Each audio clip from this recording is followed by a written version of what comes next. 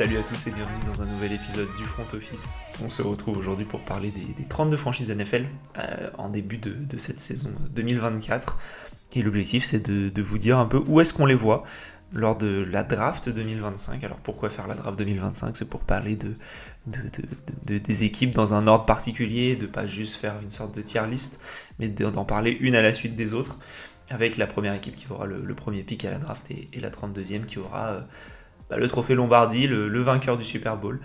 Donc c'est ce qu'on a essayé de faire avec Doug, avec Anto, avec PA, avec GG et moi-même.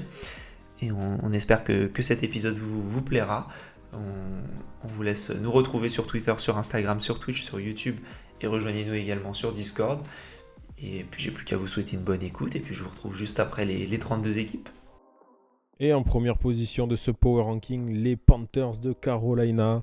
Panthers de Carolina qui ont de nouveau le premier pick de la draft, même si l'année dernière ils ne l'avaient pas vraiment. Mais on a quand même un groupe qui est toujours très faible, avec la pire défense l'année dernière. Et pour ne rien arranger, ils ont envoyé Brian Burns du côté des Giants de New York. Et on a toujours quand même un groupe de receveurs très faible également, avec en option numéro 1 Diontae Johnson et Adam Thielen, et qui sont suppléés par Xavier Legette, Terrence Marshall et Jonathan Mingo. Ça pèse pas lourd. Par contre, en motif d'espoir, c'est l'arrivée de Dave Canales. Dave Canales qui a réussi à relancer Geno Smith, qui a réussi à relancer Baker Mayfield. Et on espère pour les Carolina Panthers qu'il arrivera à lancer tout court le premier tour de draft de la saison dernière, le premier pick overall de la saison dernière, à savoir Bryce Young du côté de la Caroline. À la deuxième position de ce Power Ranking, on retrouve les New York Giants qui sont premiers pour nous, pour Anto, pour Doug, pour GG et pour PA. Mais vous le verrez si vous êtes sur la vidéo YouTube, Trey a décidé de les voir très très haut cette saison par rapport à la saison précédente. Je pense que je parle pour tous les autres. On a du mal avec ces Giants cette année, toujours menés par Daniel Jones en attaque, qui se sont certes renforcés au niveau de la ligne offensive, qui ont ajouté Malik Neighbors, mais qui ont perdu Saquon Barkley. Et c'est toujours Daniel Jones, donc ça reste compliqué.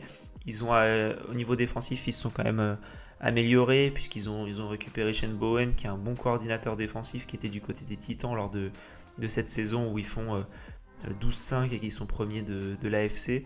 Ils ont rajouté Brian Burns, mais il y a quand même eu des pertes, ça risque d'être compliqué. Et voilà, face aux autres équipes qui continuent de faire leur route, les Giants, on dirait qu'ils stagnent un peu en attendant de perdre Daniel Jones, donc deuxième position de ce Power Ranking.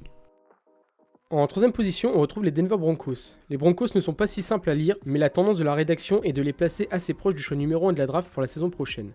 Après 2 saisons sous la Russell Wilson et un bilan mitigé de 13-21, les Broncos laissent carte blanche à Sean Payton, sorti de sa retraite et en poste en tant que head coach depuis la saison dernière pour redorer la franchise du Colorado. Et la première bonne surprise arrive assez vite puisque Bo Nix, le quarterback rookie du côté d'Oregon choisi au pick numéro 12, a fait bonne prestation lors des matchs de préparation et est venu confirmer sa place de numéro 1 dans la QB Room qui reste encore aujourd'hui une énigme avec Stidham et Zach Wilson.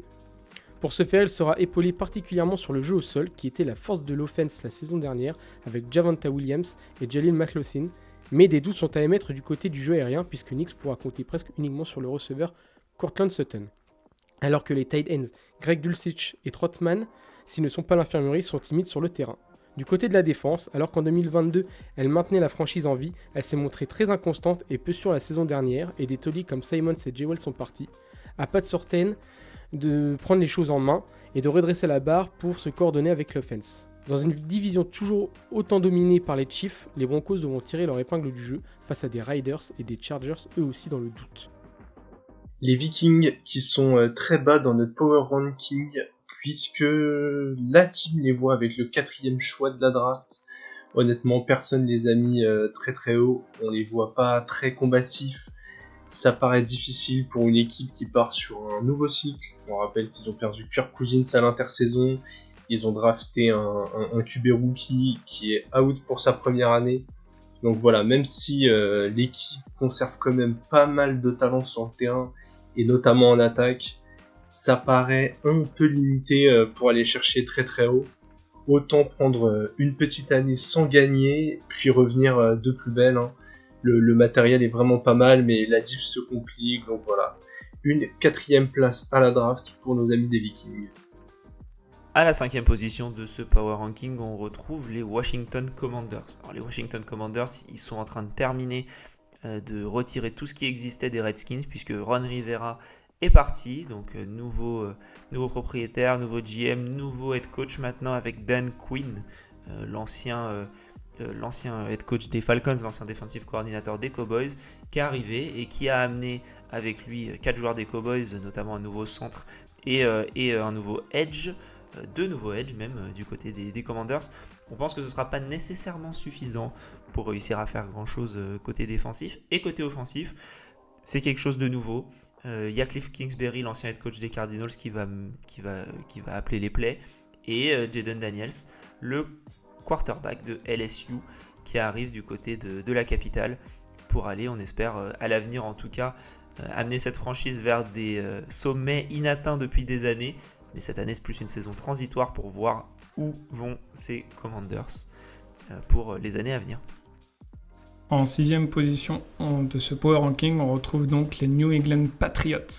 Une nouvelle ère pour cette équipe historique suite au changement de head coach avec Jerod Mayo qui vient d'arriver, ce qui engendre du coup une certaine méfiance pour l'équipe du front office. L'attaque pose encore beaucoup de questions avec Jacoby Brissett au poste de quarterback, mais un rookie en la personne de Drake May qui va pousser fort pour prendre sa place. Une receiver room considérée comme l'une des plus faibles de la ligue et une ligne offensive qui est toujours en chantier.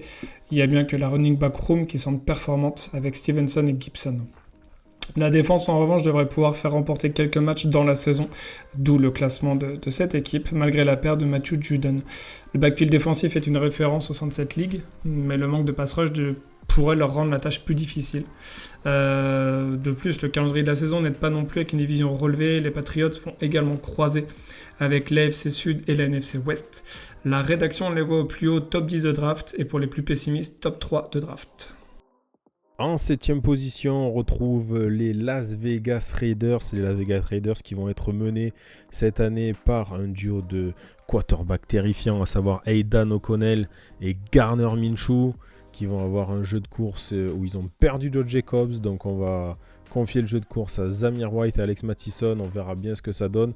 Par contre, il y a de la qualité quand même dans cet effectif, notamment sur la ligne défensive qui est vraiment impressionnante avec Mac Crosby qui est toujours là, Christian Wilkins qui vient compléter cette escouade, et il y a aussi de la qualité du côté de l'attaque avec un duo de receveurs plutôt sympa, Davante Adams, Jacoby Meyer, et puis un très très beau duo de tight end avec le premier tour de cette année, Brock Bowers, qui va être associé à Michael Myers qui a été drafté la saison dernière.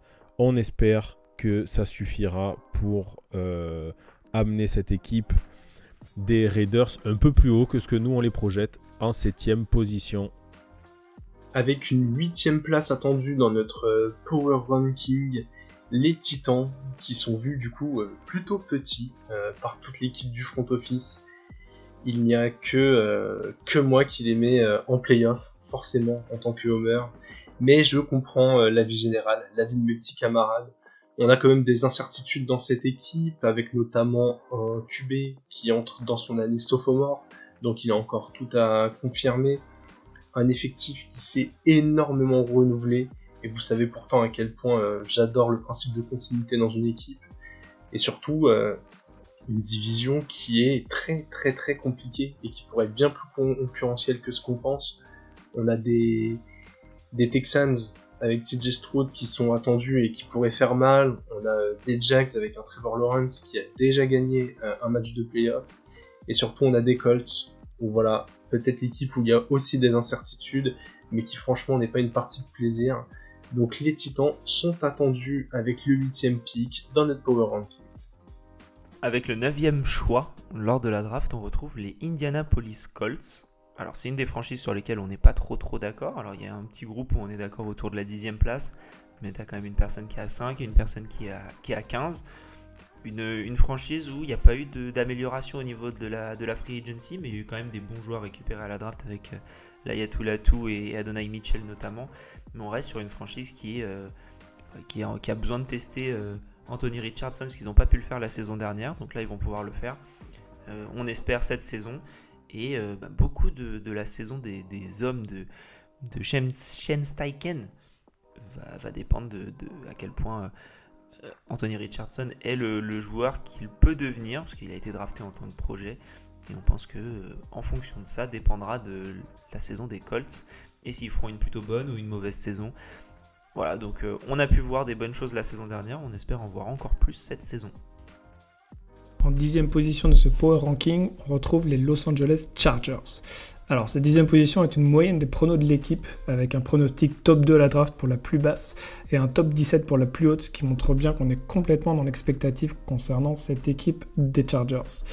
Nouveau coaching en place avec principalement l'arrivée de Jim Harbaugh au poste de head coach. Il a malgré tout décidé de jouer la continuité sur le poste de quarterback avec Justin Herbert, malgré certaines rumeurs de trade qu'il a très vite éteintes. On s'attendait également à ce qu'Harbaugh s'entoure de joueurs qu'il a eu à Michigan notamment à la draft, mais il n'en a rien été. Il y a des certitudes sur les postes de tackle concernant l'attaque, mais à l'intérieur de ligne, le comité de coureurs et surtout la refonte au niveau des receveurs laisse vraiment perplexe. Défensivement, le front 7 peut encore faire le travail, bien que vieillissant ou régulièrement blessé, mais surtout les arrières défensifs, les cornerbacks notamment, vont encore une fois être le point faible de l'équipe dans une division où ça risque de lancer à outrance. Il y aura des matchs bien trop compliqués à négocier pour eux. Le calendrier justement, en plus de la division, ça va croiser avec l'AFC Nord et la NFC Sud. Pas une mince affaire pour la saison 1 d'Harbaugh. On les voit malgré tout terminer 2e de leur division. À la 11e position de ce Power Ranking, on retrouve les Arizona Cardinals. Alors on est assez tous d'accord sur le fait que les Cardinals, ce sera dans ce petit ventre mou entre les playoffs et le top de la draft.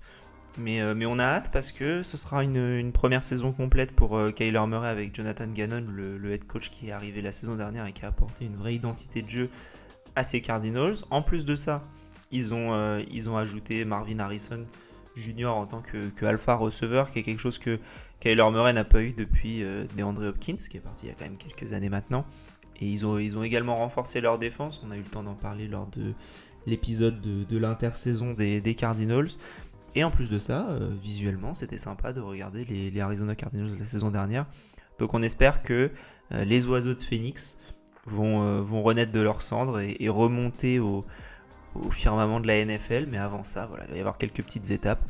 Mais ça va être intéressant. Une belle saison transitoire avant d'atteindre des plus hauts sommets. En 12e position, on retrouve les Chicago Bears. Cette saison, la franchise des Bears va être scrutée tant elle est clivante suite à son off-season XXL, surtout du côté de l'offense. 2018, qu'il est loin le temps où les Bears étaient maîtres de leur division de NFC Nord et cette traversée du désert devait s'arrêter en 2021 lorsque Fields était drafté au pick 11. Mais tant le joueur que la franchise ne se sont pas donné les moyens pour qu'il soit dans les meilleures conditions possibles. Clap de fin pour Fields et Chicago s'offre le luxe du choix numéro 1 de la draft. Et pour ce choix, qui d'autre que Caleb Williams qui fait parler et couler beaucoup d'encre depuis des mois. Et cette fois, les Bears ne vont pas rééditer leur erreur et le QB rookie sera dans un petit cocon. Et pour l'épauler, venu de la free agency de la draft, on retrouve Keenan Allen, Gerald Everett, DeAndre Swift ou encore la re-signature de DJ Moore. Et lors de la draft, Romeo Dunze. L'offense s'annonce explosive. La défense, pas mauvaise la saison dernière, plutôt solide même, sauf du côté de la protection aérienne, s'est vu renforcée dans ce domaine par l'expérience du safety Kevin Bayard ou la re-signature du cornerback Jalen Johnson. Le début de la saison semble plus accommodant pour les Bears et cela devrait laisser le temps à Williams de prendre ses marques et de s'affirmer dans l'équipe alors que la fin de saison laisse place à énormément de matchs d'intra-division, plus quelques petits plaisirs comme les Seahawks ou les 49ers. C'est une saison de transition, néanmoins, comme les fans des Bears, je pense que l'on peut attendre beaucoup de Chicago qui cherche à accrocher le wagon des Lions et des Packers dans la division. En 13e position de ce Power Ranking, on retrouve les Los Angeles Rams. Ça joue la continuité sur le poste de head coach avec toujours Sean McVay aux commandes, mais ils ont été une nouvelle fois dépouillés sur les postes d'assistants coordo. Concernant leur 13e position dans ce Power Ranking, là aussi un écart extrêmement conséquent entre certains de la rédaction, puisque la plus basse étant un top 4 de draft, quand pour la plus haute, ça vise carrément les playoffs avec un top 20. En attaque, pas de grande faiblesse à signaler, la ligne semble solide, les receveurs également, avec l'explosion de Puka Nacua l'année dernière. Au poste de quarterback, toujours Matthew Stafford, et la running back room a vu l'arrivée via la draft de Blake Corum, l'un des meilleurs universitaires à son poste. Côté défensif, la perte d'Aaron Donald va laisser un grand vide que les Rams ont tenté de combler via la draft. La ligne défensive devrait rester performante, mais de grosses interrogations subsistent sur le deuxième rideau avec le départ d'Ernest Jones, le linebacker. Sur les arrières défensifs, ça a été des paris. Ça clique ou pas, la saison nous donnera la réponse là-dessus. Concernant le calendrier, en plus de leur division relevée, ça va croiser avec l'AFC Est et la NFC Nord. On les voit de notre côté finir 3ème de division sans play-off.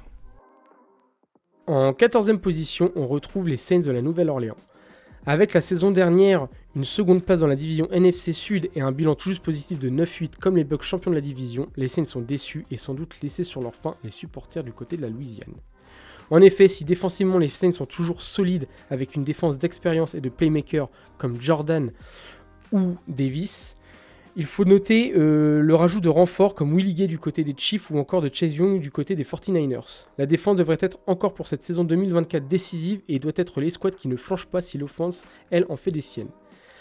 Après une première année compliquée du côté de Nola, Derek Carr n'a pas dû garder que des bons souvenirs, et notamment dû à la O-line qui était gage avant de sûreté et qui l'année dernière s'est complètement effondrée. C'est d'ailleurs le facteur X de la saison. Si la ligne tient, les Saints peuvent surprendre. Par contre, si elle est encore aussi poreuse que l'année dernière, la saison risque d'avoir encore un goût amer. Et même si sur certaines actions, Carr en est le fautif, on ne peut pas tout lui mettre sur le dos. Et surtout, on a pu remarquer en fin de saison que la connexion, notamment avec Chris Olave, prenait, signe que le quarterback passé 9 ans du côté des Riders pouvait s'acclimater à une autre franchise. Offensivement, les Saints n'ont rien envié à personne. Carr, Olave, Rashid Shaheed, Alvin Kamara ou encore Taysom Hill. C'est surtout sur les appels de jeu dépassés de Pete Carmichael qu'il y avait à critiquer, et cette saison, Clint Kubiak va tenter de redynamiser les Saints qui, sous Denis Allen, le head coach plutôt grand spécialiste de la défense, n'y arrive tout simplement pas. La division restant très ouverte, le calendrier sera néanmoins beaucoup moins abordable que la saison dernière, avec des Falcons renforcés, des Bucks toujours dominateurs, et la réception des Chiefs, des Browns, des Packers, des Cowboys ou encore des Eagles sont à craindre. À la 15e position de ce Power Ranking, on retrouve les Seattle Seahawks. Les Seattle Seahawks qui est la franchise sur laquelle on est le moins d'accord au niveau du front office. Il y a 21 places d'écart entre le meilleur noté et le moins bon noté, avec GG qui les voit en finale de conférence alors que Trey les voit assez haut lors de la draft. C'est une franchise où c'est compliqué. Ils ont changé de coach, Pete Carroll est parti, il a été remplacé et ça reste une attaque bonne avec Geno Smith mais avec aussi des très bons receveurs. Et une très bonne défense également. Mais voilà, quand tu as un changement de coordinateur, de head coach, c'est toujours compliqué de savoir où la franchise va aller. Donc on les met dans le ventre mou. Je pense que sans les 49ers, on pourrait les voir gagner la division. Mais là, avec ce mastodonte, ça risque d'être assez compliqué. Donc on les voit deuxième de leur division et rater les playoffs de très peu. En 16e position, on retrouve les Jacksonville Jaguars. Les saisons des Jaguars se suivent mais ne se ressemblent pas et le côté montagne russe n'a de cesse de soulever le cœur des supporters. Avec une saison en demi-teinte, 9 victoires pour 8 défaites, les Jags se sont peut-être montrés un peu suffisants après un exercice 2022 réussi. Qualification en play-off et une victoire mémorable face aux Chargers. Alors pour tenir tête au nouveau numéro 1 de la division, les Texans, et garder le rythme dans cette FC Sud qui ne cesse de progresser de saison en saison, les Jags ont sorti le chéquier pour garder leurs joueurs phares, Joshua Innes-Allen, Oluokun et Trevor Lawrence. D'ailleurs, on peut rajouter aussi des noms assez clinquants, le defensive tackle Eric Armstead, le free safety Darnell Savage ou encore le corner Ronald Derby montrent la volonté de la franchise à améliorer son escouade défensive et à soulager l'escouade offensive quand il y en a besoin. Avec un contrat XXL de 275 millions de dollars, dont 200 millions garantis, Trevor Lawrence va devoir démontrer qu'il mérite ce contrat et qu'il est le joueur tant attendu dans la ligue, l'ancien 5 étoiles en high school et à la fac. Mais attention, l'AFC Sud n'est plus si fragile et donc prenable comme avant. Les 3 franchises concurrentes sont solides et ce ne sera pas facile de s'en défaire dans des matchs intra-division, pièges, et le calendrier laisse quelques belles surprises. Il croise avec l'AFC Est ou encore la NFC Nord. Et à la 17e position, on retrouve mes Miami Dolphins. Alors les Dolphins, c'est compliqué parce que niveau offensif, ils ont surtout prolongé Tua et Tyreek et le coach. Mais niveau défensif, quel cata. Déjà que c'était pas simple. En plus de ça, on perd Christian Wilkins lors de l'intersaison. Je pense que ça va être compliqué. On a c'est dommage parce que dans la division, les Bills ne se sont pas du tout renforcés et les Jets ont juste récupéré Aaron Rodgers, mais je pense qu'il y aurait eu une occasion d'aller chercher la division. Ce sera, je pense, malheureusement pas le cas. C'est vraiment trop compliqué défensivement. Offensivement, c'est sympa, ça court vite, ça court très très vite. Il y a beaucoup de joueurs qui sont tous les mêmes, mais c'est un peu stéréotypé, l'attaque est un peu stéréotypée. Elle fonctionne bien, moi tant que c'est stéréotypé et que ça fonctionne, ça me va, mais j'ai peur que dans des matchs difficiles, il y ait du mal à ce que ça marche réellement. Et encore une fois, au niveau de la défense, c'est abyssal. Donc voilà, 17ème position, les Dolphins. En 18ème position, on retrouve les Pittsburgh Steelers. 17ème saison pour Mike Tomlin et 17ème saison en positif pour l'un des head coachs les plus sous-cotés de la ligue. La défense des Steelers, en plus d'être plaisante à regarder jouer, est l'une des plus solides et régulières de la ligue, à tel point qu'elle est la marque de fabrique de la franchise avec comme porte-étendard TJ Watt. Offensivement, par contre, depuis la retraite de Big Ben en 2021, Mason Rudolph, Kenny Pickett et Mitch Trubisky se sont lancés la patate chaude du quarterback le plus désastreux. Qu'à cela tienne, cette année à la Free Agency, 2 quarterbacks sont recrutés, Russell Wilson et Justin Fields. Ceci devrait booster le jeu aérien, 25e la saison dernière, et donner de quoi s'exprimer, surtout à George Pickens qui fait ses stats saison après saison, malgré le balai des quarterbacks tout juste bons à être des doublures. Du côté du jeu au sol, Najee Harris et Jalen Warren vont bénéficier de l'expérience du nouveau offensive coordinator Arthur Smith, qui lui a lancé Derrick Henry du côté des Titans. Attention néanmoins, les Steelers évoluent dans la division la plus relevée de la ligue, AFC Nord oblige, les 4 franchises se sont vues sortir avec un bilan positif à la fin de la saison régulière. D'ailleurs, pour la saison prochaine, les Steelers ont sûrement le calendrier le plus compliqué de la ligue. 8 premières semaines abordables, une bye week en plein milieu de la saison, semaine 9, puis après un retour tranquille contre les Commanders, les Steelers ont enchaîné 8 matchs, 6 d'intra-division, plus cerise sur le gâteau, les Eagles et les Chiefs. Néanmoins, rappelons que l'année dernière, les Steelers terminent en bilan de 5-1 dans la division et qu'avec Tomlin, l'espoir d'une saison positive est toujours présent. On continue de monter en 19e position, on retrouve les Browns de Cleveland. Les Browns de Cleveland qui, la saison dernière, ont terminé en 11-6, deuxième d'AFC Nord. Est-ce qu'ils vont réussir à faire aussi bien cette saison? Et surtout, est-ce que cette saison, ils vont réussir à éviter un petit peu les blessures? Parce que ça a été le gros problème la saison dernière avec Watson, Chubb, Conklin, Wills, que des titulaires qui se sont retrouvés blessés. Donc on espère que l'escouade de Monsieur Stefanski va réussir à garder la santé, à être tout le monde sur le terrain, parce que quand ils sont tous sur le terrain, ça a de la gueule quand même. Meilleure défense au nombre d'arrêts concédés la saison dernière, avec des joueurs incroyables comme Myles Garrett qui sont toujours dans l'équipe, l'intérieur de la ligne offensive qui est très intéressante, avec Bitonio et Taylor. Donc on a quasiment les 2 meilleurs guards de la ligue. Mais voilà, il va falloir réussir à rester tous en forme, il va falloir que Watson retrouve un bon niveau comme il a pu l'avoir du côté des Texans, et puis aussi un petit Jerry Jeudy qui a été ajouté à cette escouade et qui pourrait permettre aux Browns de réitérer l'exploit d'aller en playoff.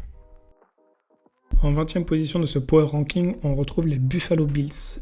Toujours le même coaching staff, mais c'est tout ce qui est resté stable dans cette équipe. Beaucoup de mouvements au niveau des joueurs, avec des gros contrats qui n'ont pas été re-signés ou ont été cut, une escouade de receveurs totalement en revue et le centre historique sur les lignes offensives qui a été prié d'aller voir ailleurs. Le QB reste bien évidemment Josh Allen, et c'est en partie ce qui nous pousse à les mettre aussi haut dans ce Power Ranking. De l'autre côté du ballon, la ligne défensive sera l'encre de cette escouade. Elle sera dominante et fera peur à pas mal d'équipes, mais sur le reste du backfield, il y a de réelles interrogations. Une nouvelle blessure de Matt Milano, le linebacker, va le priver d'une partie de la saison. Au poste de cornerback, ça a été solide l'année dernière, mais peuvent-ils renouveler leur performance cette année, ou étaient-ils simplement sur régime ? Et surtout, le niveau des safety pose question. Tyler Rapp est un bon joueur de NFL, mais sans plus, et Damar Hamlin a certes une belle histoire, mais son niveau semble au-dessous du niveau rookie pour la grande ligue. Dans la rédaction, ça oscille entre le top 16 et le top 23, donc on reconnaît le talent évident de certains joueurs, mais de vrais doutes subsistent en tant qu'équipe. On les voit deuxième de division, border playoff. C'est peut-être l'équipe qui a le plus divisé au cœur de l'équipe du front office, puisqu'avec une 21e place dans l'ordre de la draft, nous avons les Falcons. Certains les voient aller très loin en playoff, d'autres ne même pas s'y qualifier. C'est assez difficile d'estimer ce que va donner cette équipe, puisque on a d'une part un poste de QB qui a totalement changé avec l'arrivée de Kirk Cousins, un vétéran enfin confirmé pour nourrir cette attaque, mais qui revient d'une grosse blessure. On a aussi Michael Penix qui a été pris en 8e choix à la draft. Donc on a vraiment voulu s'assurer d'avoir un mec capable de lancer le ballon à tout ce talent qui est en attaque. Talent qui reste encore à confirmer, puisque un joueur comme Kyle Pitts par exemple est loin de faire l'unanimité chez nous. Donc voilà, énormément d'incertitudes de ce côté du terrain, et de l'autre il y a eu énormément de recrutement en défense. Mais cette division qui semble accessible peut quand même être piégeuse. On a des Saints qui lâchent jamais trop le morceau, des Bucks qui avancent un peu en épouvantail, Et quid des Panthers qui vont peut-être progresser, donc voilà.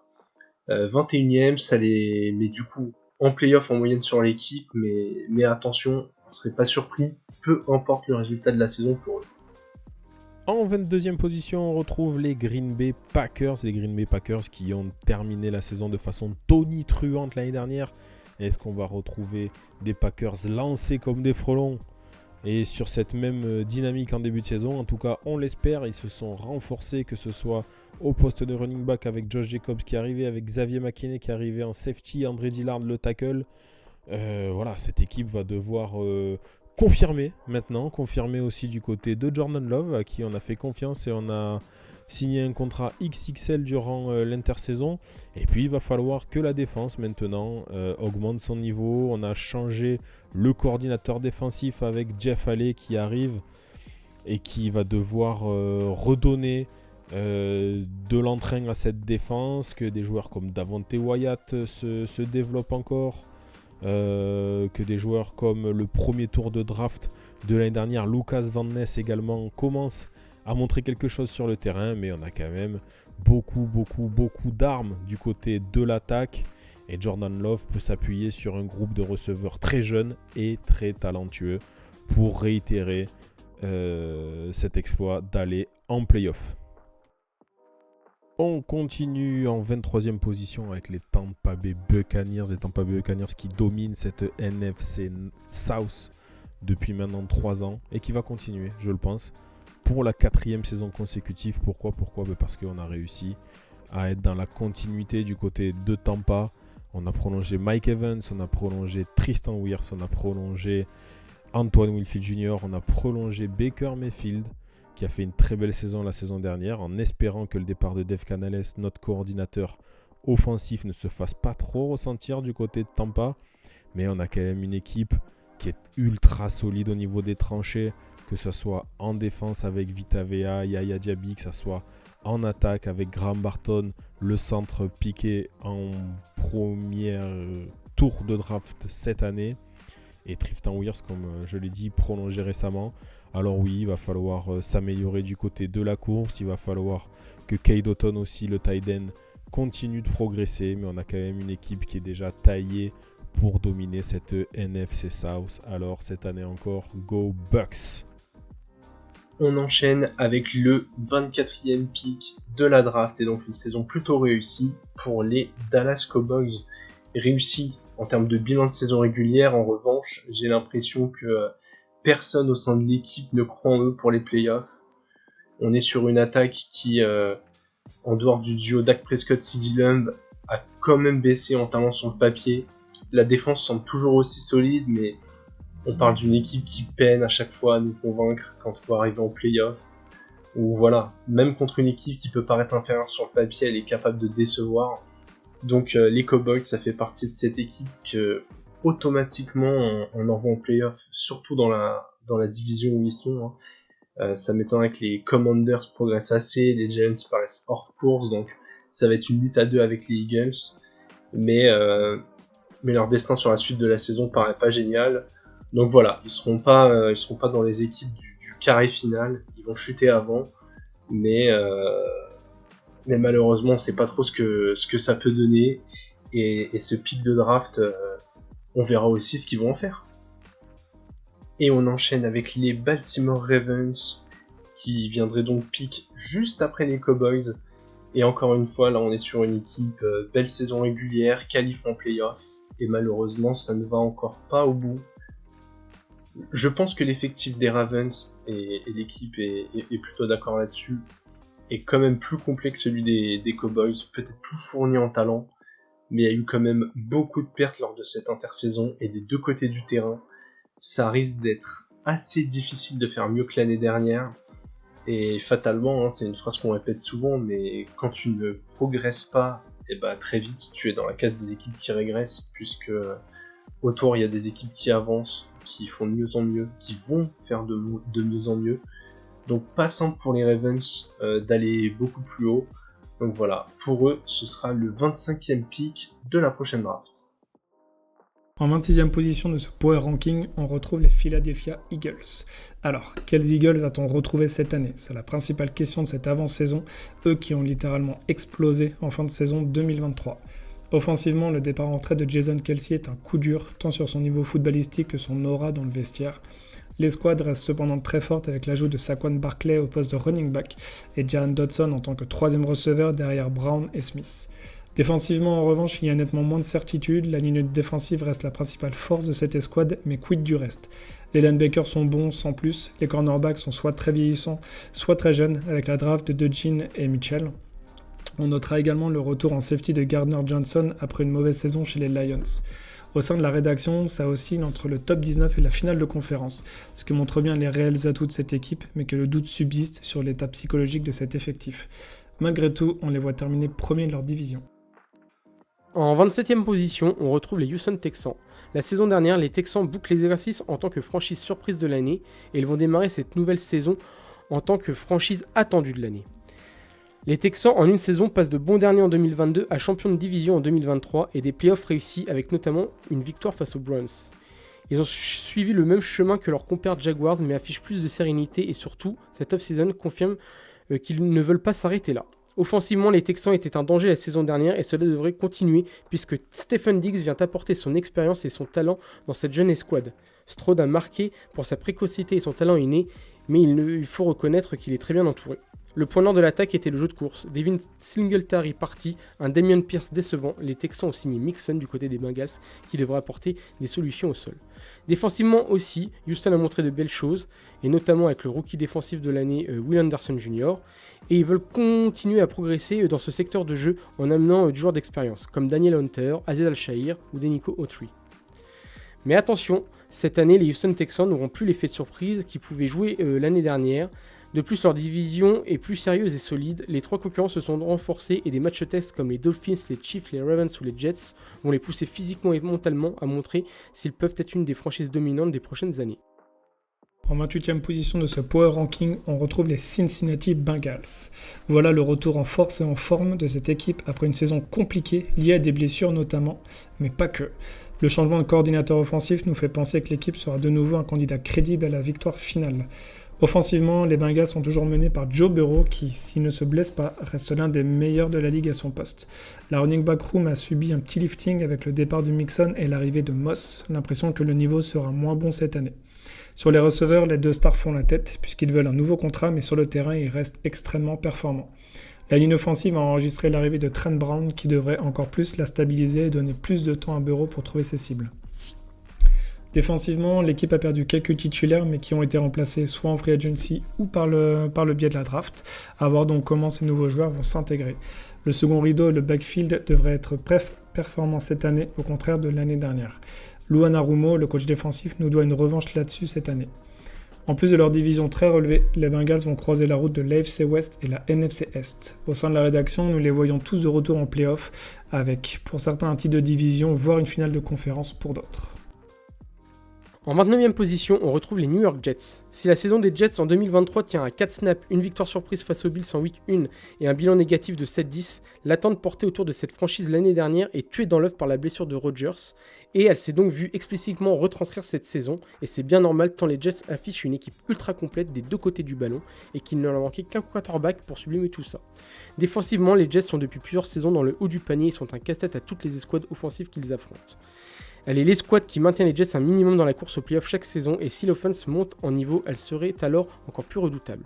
L'offense justement, la ligne a été renforcée avec les signatures de Tyron Smith, Morgan Mose, John Simpson et la signature de Jake Hanson et la draft d'Olu Fashanu. De quoi protéger comme il faut Aaron Rodgers, de booster le jeu au sol avec le très bon Bryce Hall. Surtout cette saison, un peu comme avec Pickens du côté des Steelers, l'attente de voir un Garrett Wilson avec un top QB est alléchante.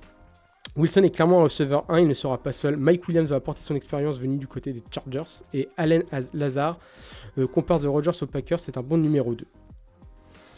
De plus, l'AFC Est est plus ouverte que jamais. Les Bills se sont affaiblis, les Dolphins sont unilatérales et les Patriots regardent leur gloire d'antan dans l'horizon funeste. Finalement, qu'est-ce qui peut empêcher les Jets de dominer leur division et d'aller plus loin en playoff? Une nouvelle blessure de Rodgers ou un Rodgers fin Packers qui boudait et critiquait ses coéquipiers quand ils ne jouaient pas comme ils veulent. Ce serait très Jets en tout cas. on entre dans les 3 derniers picks, et avec le pick numéro 30, les Kansas City Chiefs. Et oui, l'équipe ne les met pas du tout en haut du power ranking. Sur le papier, c'est probablement eux les meilleurs. Mais on sait à quel point c'est difficile de gagner 3 titres de suite. Demandez à Tom Brady.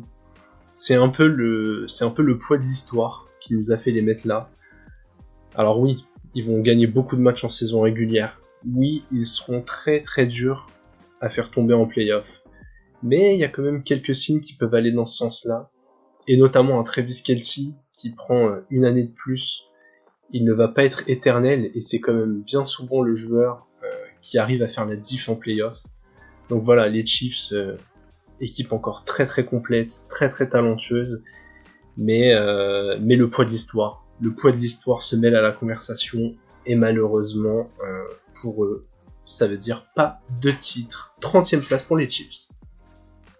En 31e position, ils nous ont pas habitués à être aussi haut dans les power rankings. On retrouve les Detroit Lions menés par Dan Campbell. Quelle équipe, quel panache, quelle audace du côté des appels de jeu de Campbell. Et surtout, quelle attaque du côté de Detroit, portée par un Jared Goff à plus de 4 milliards de la saison dernière et qui va, je pense, continuer sur cette lancée avec un jeu de course aussi qui est très très bon. Montgomery et Jahmyr Gibbs avec Amon-Ra St. Brown, le receveur, avec Sam Laporta, le tight end.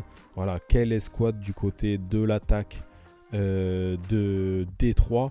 Et puis aussi une très bonne défense qui avait quelques petits soucis au niveau de la couverture aérienne et qui est venue la renforcer cette saison, que ce soit à la draft, que ce soit durant la free agency. On a appris de nos erreurs du côté de Détroit pour enfin réussir à passer cette dernière marche, à aller au Super Bowl et pourquoi pas priver les Chiefs de cette 3e bague consécutive du côté de Détroit. En 32e position de ce Power Ranking, vous l'aurez compris, on retrouve les San Francisco 49ers. L'équipe qui enchaîne les finales de conférence, mais aussi les déceptions lors du Big Game, nous semble une nouvelle fois la mieux armée pour aller au bout. Shanahan dirige toujours cette équipe d'une main de maître. Le changement de coordinateur défensif leur sera peut-être salutaire puisque la greffe n'avait pas prise avec Steve Wilkes. Offensivement, l'équipe semble toujours incroyable avec en plus l'apport de Ricky Pearsall via la draft, bien qu'à l'heure où nous enregistrons, il a subi une blessure par arme à feu et on ne connaît pas encore la durée de son indisponibilité. Tous les secteurs offensifs sont stack et ne semblent pas avoir de points faibles. Côté défensif, il y a eu beaucoup de mouvements mais remplacés par d'autres joueurs au niveau similaire. La principale interrogation reste malgré tout le backfield avec les cornerbacks 2 et 3 et l'un des postes de safety. Peut-être est-ce la dernière pièce qui manque à cette incroyable machine pour atteindre le Saint Graal. La division devrait être remportée par cette équipe qui va également croiser avec l'AFC Est et la NFC Nord. Au sein de la rédaction, beaucoup les voient de retour au Super Bowl et le remporter. Donc, à vous de jouer, messieurs les Niners. Et voilà, 32 équipes en 34 minutes à peu près. J'espère que cet épisode vous a plu. Si ça vous a plu, n'hésitez pas à nous mettre un commentaire, que ce soit sur YouTube, sur Discord si vous nous avez rejoints. N'hésitez pas à mettre une petite réaction, mettez l'emoji de votre équipe sur le post qu'on a fait sur Discord de la promo de l'épisode, comme ça on saura que vous avez été jusqu'au bout. Et voilà, parlez avec nous, rejoignez-nous sur Twitter également, le front office, sur Instagram le front office, twitch.tv/le front office pour les différentes game zones qui pourront et les hard drop café qui auront lieu lors de la saison, et YouTube pour toutes les vidéos. On va essayer d'en faire un peu plus cette année, comme on a pu vous le dire assez souvent, mais en tout cas tout se retrouve ici. Et puis voilà, on se retrouvera jeudi pour le début de la saison NFL et la première preview de la semaine 1. Et on a très hâte de la faire. Le format restera à peu près le même que la saison dernière. On va voir si on change 2-3 choses ou pas. Mais on a hâte en tout cas. La saison démarre, ça y est, hein, on est à 2 jours. C'est cool. Et on est très content de vous avoir avec nous pour pouvoir parler de tout ça ensemble. Donc n'hésitez pas à parler avec nous, à nous taguer et à nous rejoindre. Donc j'ai plus qu'à vous souhaiter une bonne journée, bonne fin de journée ou bonne soirée en fonction de l'heure à laquelle vous avez écouté cet épisode. Et vive le football!